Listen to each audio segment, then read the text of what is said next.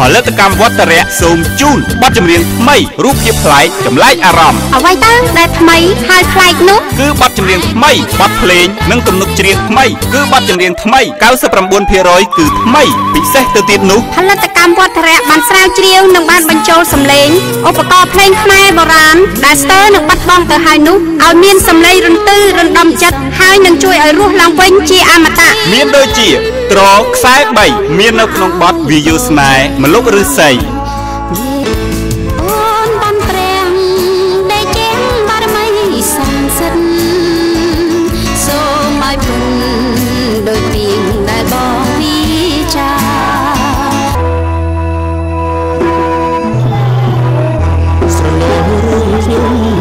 ឧបករណ៍ខ្សែដៀវមាននៅក្នុងបទស្រណោះតម៉ែ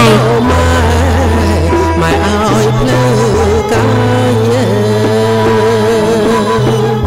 ស្រណោះរួមខ្ញុំត្រង់ញ៉ាំស្រាមើលឃើញតម៉ែម៉ែឲ្យភ្លឺកាយឥឡូវរួមកូនឃ្លៀតឆ្ងាយហើយឧបករណ៍ខ្សែដៀវនេះផងដែរក៏មាននៅក្នុងបទជីវិតត្រូវមានន័យដែលលោកកុសលហៅ Kelly ជាអ្នក rapper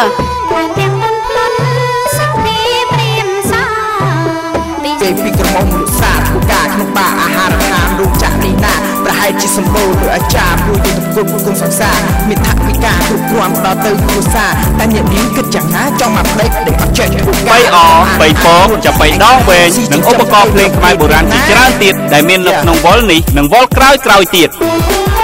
ចំណែកឯពួកបុរសគឺមានទឹកផ្សេងមានសម្រាប់ឲ្យទៅក៏អត់យ៉ាងនេះ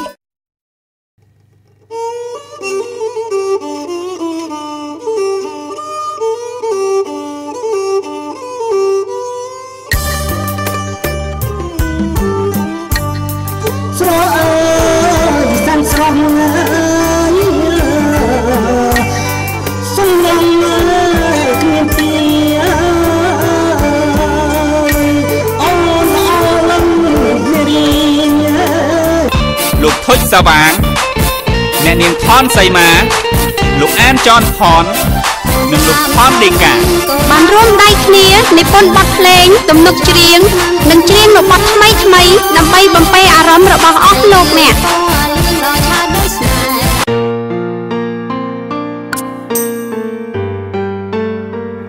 អ្នកនាងថនសីមាលោកអានចនផននិងលោកថនដេកា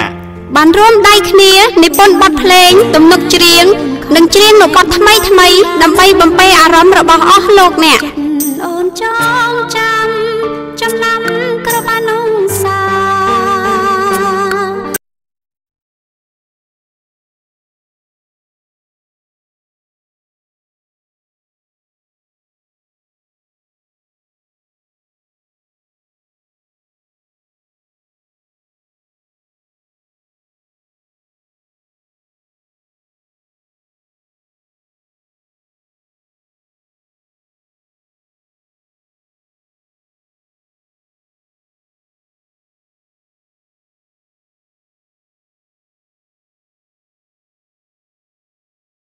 3អ3ពកចាប៉ីដងវែងនិងឧបករណ៍ភ្លេងខ្មែរបុរាណជាច្រើនទៀតដែលមាននៅក្នុងវល់នេះនិងវល់ក្រោយទៀត